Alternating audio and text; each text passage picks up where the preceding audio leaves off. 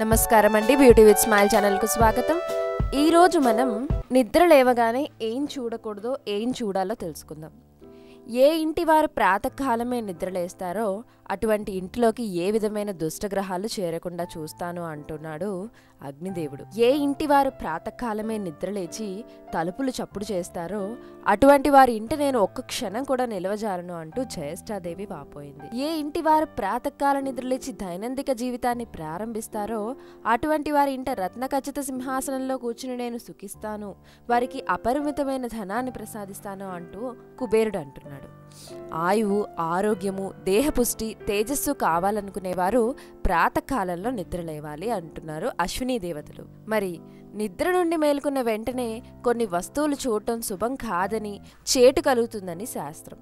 కనుక రాత్రి నిద్రకు ముందే ఈ వస్తువులు నిద్ర లేవగానే మన కంట పడకుండా జాగ్రత్త వహించడం ఉత్తమం. పాత గుడ్డలు, విడిచిన దుస్తులు నిద్ర లేవగానే చూడకూడదు.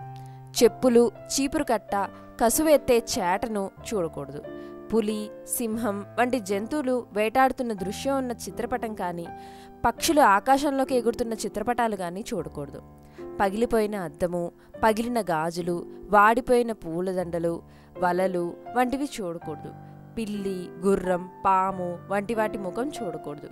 సముద్రపు అలలు, ముళ్ళ చెట్లు, కత్తి వంటి ఆయుధాలని కూడా చూడకూడదు. శవయాత్ర, ఇద్దరు వ్యక్తుల మధ్య ఘర్షణ, అటువంటి అమంగళకరమైన వాటిని చూడకూడదని, శుభం కాదని పెద్దలు చెప్తున్నారు.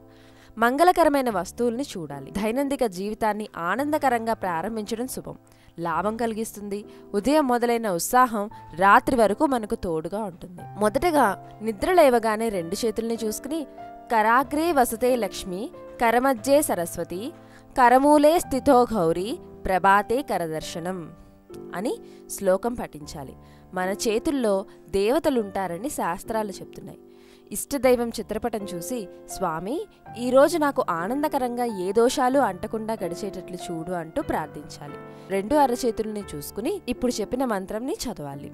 గోవును, దీపాన్ని చూసి నమస్కరించుకోవచ్చు. శంఖచక్రం, గద, ధనస్సు, నాగలి ధరించి ఉన్న శ్రీ మహావిష్ణువు రూపాన్ని దర్శించి నమస్కరించవచ్చు. అర్ధనారీశ్వరుడి చిత్రపటం చూసి నమస్కరించవచ్చు. ఇది యోగకరం. తులసి మొక్కను గాని, వేప చెట్టుని గాని, రావి చెట్టుని గాని, మారేడు వృక్షాన్ని గాని దర్శించవచ్చు. లేదా ఎవరి జన్మ నక్షత్రం ప్రకారం వారి వృక్షాన్ని దర్శించవచ్చు. మంచం మీద నుండి క్రిందకి దిగిన తర్వాత భూమికి రెండు చేతులు తాకించి కళ్ళకద్దుకుంటూ ఈ కింది శ్లోకం పఠించాలి. సముద్రవసనే దేవి పర్వతస్థన మండలే విష్ణుపత్ని నమస్తుభ్యం, పాదస్పర్శం క్షమస్వమే.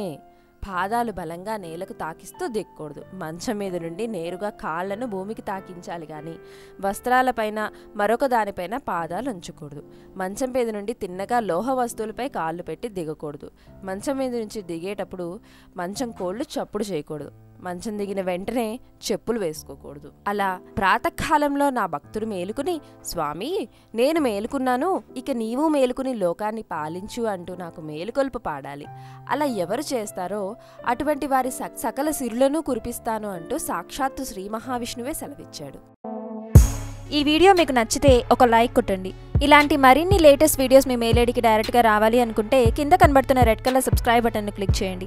మా వీడియోని లైక్ చేయండి, షేర్ చేయండి. మీ విలువైన సూచనని, సలహాన్ని మాకు కామెంట్స్ రూపంలో అందజేయండి. Thanks for watching.